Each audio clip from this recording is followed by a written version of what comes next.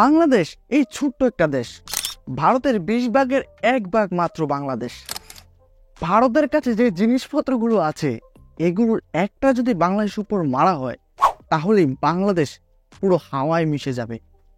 এরকমটাই মনে করেন অনেক ভারতীয় মানুষ।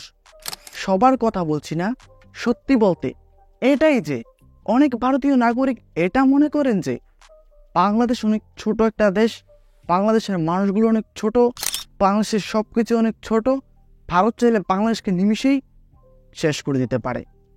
আসলে কি সত্য এটা নাকি নয়, নাকি বাংলাদেশও ভারতের থেকেও বেশি ভয়ঙ্কর, সেটাই আজকে আমরা জানবো। হ্যাঁ, আজকের ভিডিওটা যদি আপনি সম্পূর্ণ দেখেন তাহলে আপনি বুঝতে পারবেন যে বাংলাদেশ কতটা শক্তিশালী দেশ। শক্তির ব্যাপারটা আমি বাদই দিচ্ছি, বর্তমানে যে বিষয়গুলো হচ্ছে সেটা একটু বলি, সংক্ষেপে বলি। বাংলাদেশের সরকার মানে শেখ হাসিনা সরকার পতনের পর বাংলাদেশের সাথে ভারতের যে সম্পর্কটা সেটা কিন্তু রাজনৈতিকভাবে অনেকটাই হালকা হয়ে গেছে।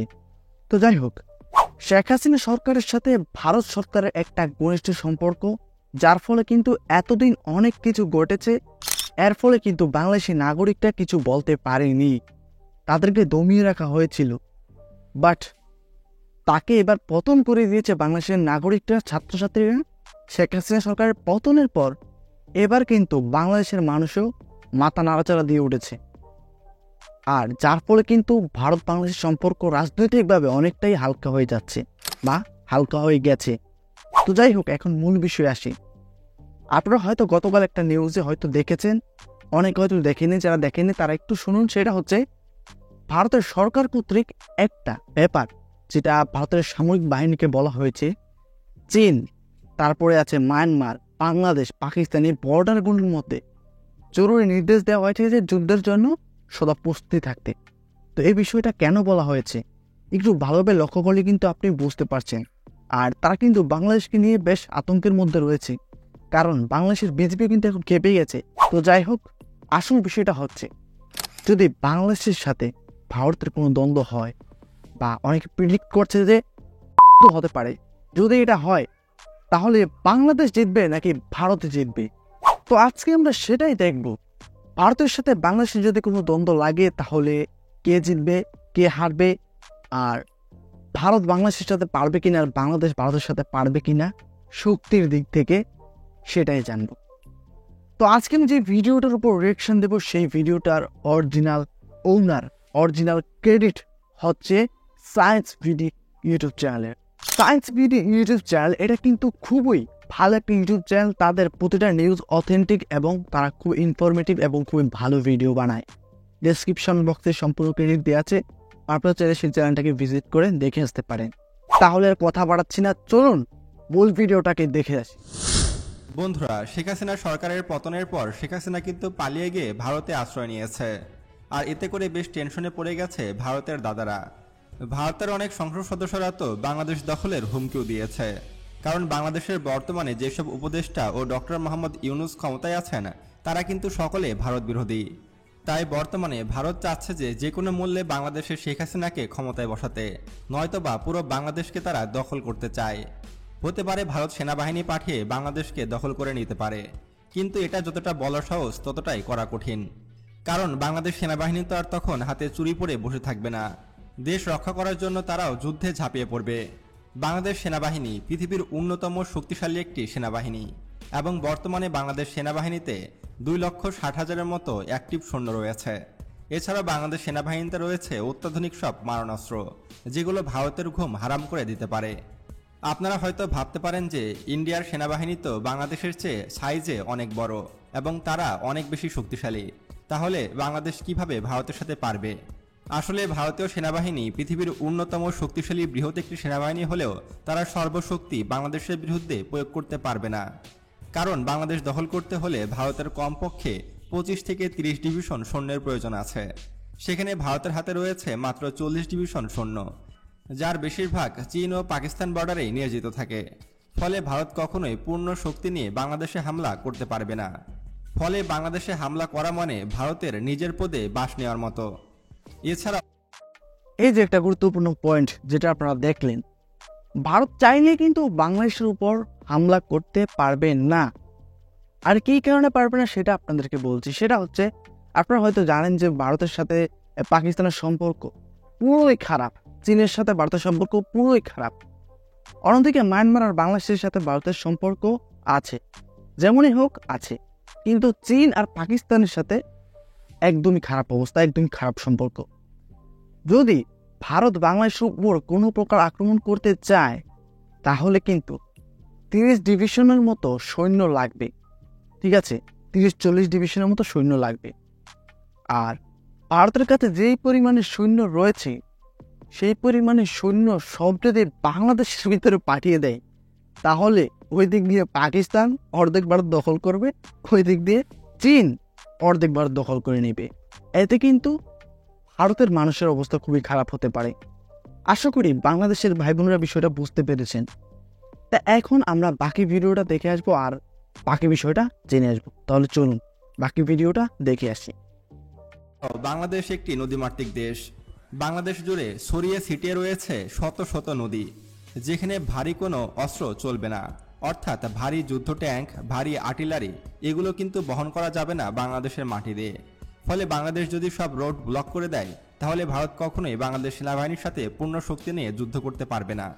এইসব দিক বিবেচনা করলে ভারত কখনোই আমাদের প্রতিপক্ষ নয়, ভারত আমাদের সাথে যুদ্ধে টিকতে পারবে না। এছাড়াও বাংলাদেশের আরেকটি বড় শক্তি হলো বাংলাদেশের আধা সামরিক বাহিনী বা প্যারামিলিটারি বাহিনী। বাংলাদেশের প্যারামিলিটারি বাহিনী পৃথিবীর সবচেয়ে বৃহত্তম বাহিনী। প্রায় 68 লক্ষ প্যারামিলিটারি বাহিনী রয়েছে বাংলাদেশ সেনাবাহিনীতে, যারা সকলেই অস্ত্র চালাতে জানে। ফলে এত বড় বাহিনীর সামনে ভারত কখনোই দাঁড়াতে পারবে না। প্যারামিলিটারির কথা বাদই দিলাম, শুধুমাত্র বাংলাদেশ সেনাবাহিনীর সামনে দাঁড়ানোর মতো ক্ষমতা ভারত সরকারের নেই। এমনকি আপনি জানলে অবাক হবেন যে বাংলাদেশ সেনাবাহিনীতে খুবই শীঘ্রই আরও ভয়ঙ্কর সব মারণাস্ত্র যুক্ত হচ্ছে। বাংলাদেশ বর্তমানে তুরস্ক, চীন, রাশিয়া এবং আমেরিকার কাছ থেকে ভয়ঙ্কর সব যুদ্ধাস্ত্র ক্রয় করছে, যেগুলো দেখলে তো ভারত প্যান্টে হিসু করে দেবে। বন্ধুরা, এবার আমি আপনাদেরকে বাংলাদেশের আপকামিং বেশ কয়েকটি অস্ত্র দেখাবো, যেগুলো দেখলে মোদী সরকার নড়ে চড়ে বসে এবং ভারতের সকল মানুষ ভয় পায়। বাংলাদেশের এই অস্ত্রগুলোর সামনে মিয়ানমার কেন, ভারতও 10 বার উঠবে বসবে এবং এই অস্ত্রগুলো যুক্ত হওয়ার পরে বাংলাদেশ হবে দক্ষিণ এশিয়ার অন্যতম শক্তিশালী একটি দেশ। নাম্বার 1, বোরা ব্যালিস্টিক মিসাইল। 2018 সালে বাংলাদেশ সর্বপ্রথম ব্যালিস্টিক মিসাইল ক্রয়ের আলোচনা শুরু করে। তবে যেহেতু এটি ভারী ও ব্যয়বহুল অস্ত্র, তাই এটি ডেলিভারি পেতে একটু বেশি সময় লেগে গেছে। বাংলাদেশ মূলত তুরস্ক থেকে বোরা ব্যালিস্টিক মিসাইল অর্ডার করেছে, যেটা খুব শীঘ্রই বাংলাদেশের বহরে যুক্ত হবে। আপনি জানলে অবাক হবেন, তুরস্কের এই ব্যালিস্টিক মিসাইলটি পৃথিবীর মধ্যে অন্যতম শক্তিশালী একটি ব্যালিস্টিক মিসাইল এবং এর সর্বোচ্চ রেঞ্জ 240 কিলোমিটার এবং এটা নিখুঁতভাবে আঘাত আনতে সক্ষম। অর্থাৎ এটি দিয়ে আমরা মিয়ানমারের রাজধানী নেপিডোতেও আক্রমণ চালাতে সক্ষম হব। এতে করে মিয়ানমার কখনোই আমাদের সামনে দাঁড়াতেও পারবে না। আর সবচেয়ে অবাক করা বিষয় হলো এই ব্যালিস্টিক মিসাইলটির গতি। এটির গতি ম্যাক 5, অর্থাৎ এটি শব্দের গতির চেয়েও 5 গুণ স্পিডে গিয়ে শত্রুর যে কোনো স্থাপনায় আঘাত আনতে সক্ষম এবং এটি 150 কেজি থেকে 250 কেজি পর্যন্ত ওয়ারহেড বহন করতে পারে। আশা করা যাচ্ছে যে আগামী কয়েক মাসের মধ্যেই হয়তো বাংলাদেশ সেনাবাহিনী এই বোরা ব্যালিস্টিক মিসাইলের ডেলিভারি পাবে। Number 2, attack helicopter. বন্ধুরা, আপনারা হয়তো জানেন যে বাংলাদেশ সেনাবাহিনীর কাছে কোনো রকম অ্যাটাক হেলিকপ্টার নেই, অথচ আমাদের পার্শ্ববর্তী দুই শত্রু দেশ ভারত এবং মিয়ানমারের হাতে কিন্তু বিপুল সংখ্যক অ্যাটাক হেলিকপ্টার রয়েছে। বিশেষ করে মিয়ানমারের হাতেও কিন্তু 9টি অ্যাটাক হেলিকপ্টার রয়েছে।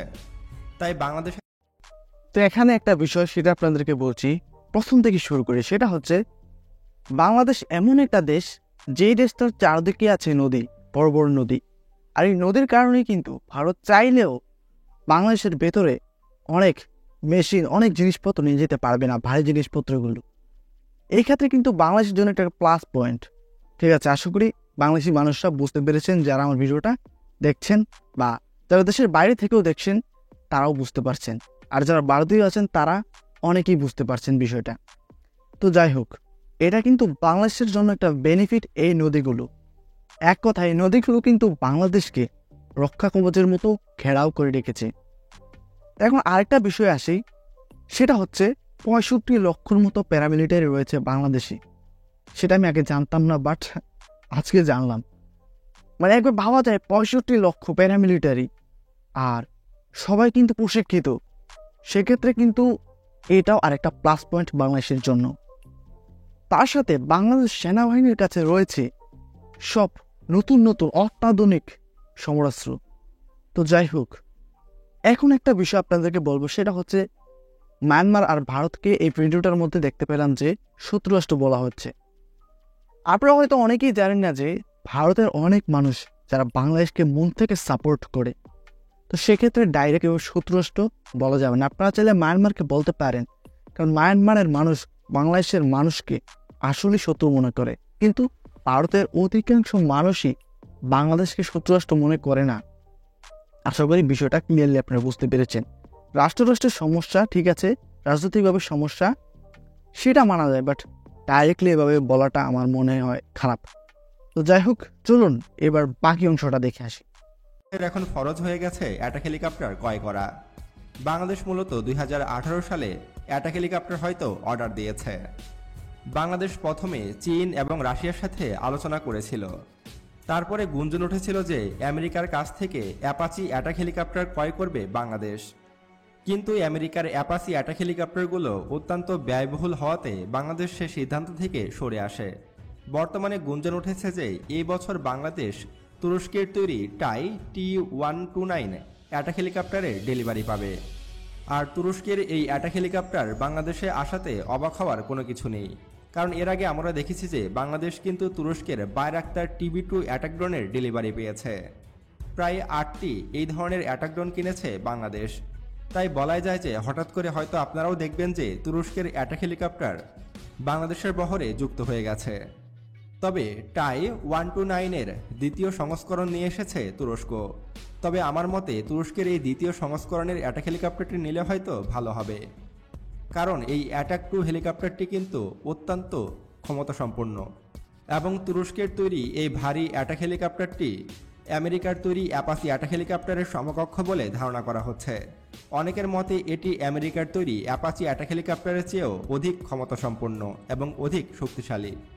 তাই আমার মতে তুরস্কের অ্যাটাক হেলিকপ্টারের চেয়ে অ্যাটাক 2 অধিক ক্ষমতাসম্পন্ন হওয়ায় আমি মনে করি যে তুরস্কের অ্যাটাক 2 হেলিকপ্টারটি কেনাই বাংলাদেশের জন্য বেশি ভালো হবে। তারপরও অ্যাটাক হেলিকপ্টারটিও কিন্তু খারাপ না। তুরস্কের T-129 অ্যাটাক হেলিকপ্টারও কিন্তু যথেষ্ট ভালো। আর তুরস্কের এই অ্যাটাক 1 হেলিকপ্টারটি হয়তো কিছুদিনের মধ্যেই বাংলাদেশের বহরে যুক্ত হবে। মোট 8টি এই ধরনের অ্যাটাক হেলিকপ্টার অর্ডার দিয়েছে Bangladesh. Number 3, medium range air defence system. একটু আপনাদের কাছে সময় চেয়ে নিচ্ছি আরেকটা বিষয় বিস্তারিত জানানোর জন্য, সেটা হচ্ছে যে অ্যাটাক হেলিকপ্টার এটা কিন্তু খুবই গুরুত্বপূর্ণ একটা জিনিস। কেন গুরুত্বপূর্ণ একটা জিনিস সেটা আপনাদেরকে ক্লিয়ারলি বোঝাচ্ছি। ধরুন শত্রুপক্ষ এরকম একটা জায়গায় আছে, সেখানে একদম ডাইরেক্টলি গিয়ে অ্যাটাক করা পসিবল নয়। যদি এই অ্যাটাক হেলিকপ্টারটা থাকে, তাহলে অ্যাটাক হেলিকপ্টারটার সাহায্যে যেই কাজটা করা যাবে সেটা হচ্ছে একদম মিডিয়াম অবস্থায় ফ্লাই করে সেখান থেকে অ্যাটাক করা যাবে। বিষয়টা কিন্তু খুবই ভালো এবং খুবই গুরুত্বপূর্ণ একটা জিনিস। যদি কোনো দেশের সাথে বাংলাদেশের সমস্যা হয়, তাহলে কিন্তু এই অ্যাটাক হেলিকপ্টারটা বেশ কাজে আসবে। সেক্ষেত্রে খুব দ্রুতই অবশ্যই যে কাজটা করতে হবে, বাংলাদেশের বহরে এটাকে খুব দ্রুত নিয়ে আসতে হবে। তাহলে চলুন এবার বাকি অংশটাকে দেখে আসি। এয়ার ডিফেন্স সিস্টেম বা মিডিয়াম রেঞ্জের আকাশ প্রতিরক্ষা ব্যবস্থা। বাংলাদেশ 2019 সাল থেকে আকাশ প্রতিরক্ষার বিষয়ে গুরুত্ব দিয়ে আসছে এবং একাবিংশ শতাব্দীর চ্যালেঞ্জ মোকাবেলায় বাংলাদেশ সিদ্ধান্ত নেয় যে medium range air defence system ক্রয় করবে। তারই ধারাবাহিকতায় বাংলাদেশ চীন, তুরস্ক এবং ব্রিটেনের সাথে বৈঠকে বসে এবং তুরস্কের কাছ থেকে মিডিয়াম রেঞ্জের হিসার আকাশ প্রতিরক্ষা ব্যবস্থা অর্ডার করে বাংলাদেশ সেনাবাহিনী। বাংলাদেশ সেনাবাহিনী 1 regiment Hisar medium range air defence system order দিয়েছে, যা খুব দ্রুত বাংলাদেশ সেনাবাহিনীর বহরে যুক্ত হবে এবং এর রেঞ্জ 50 থেকে 60 কিলোমিটার। অর্থাৎ বাংলাদেশের ভূখণ্ডের দিকে ছুটে আসা যে কোনো প্রকার অ্যাটাক হেলিকপ্টার, যুদ্ধবিমান, ড্রোন সবকিছুই মাঝ আকাশে ধ্বংস করে দিতে সক্ষম এই হিসার এয়ার ডিফেন্স সিস্টেম।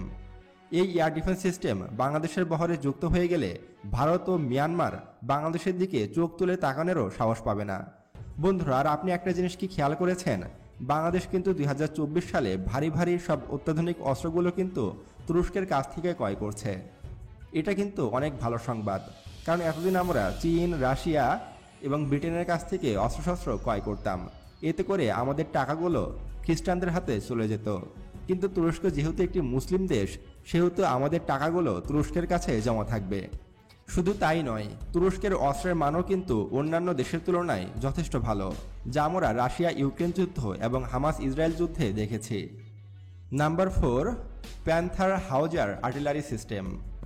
বন্ধুরা, প্যান্থার হাউজার আর্টিলারি সিস্টেম কিন্তু বর্তমান যুগের অন্যতম ভয়ঙ্কর একটি অস্ত্র।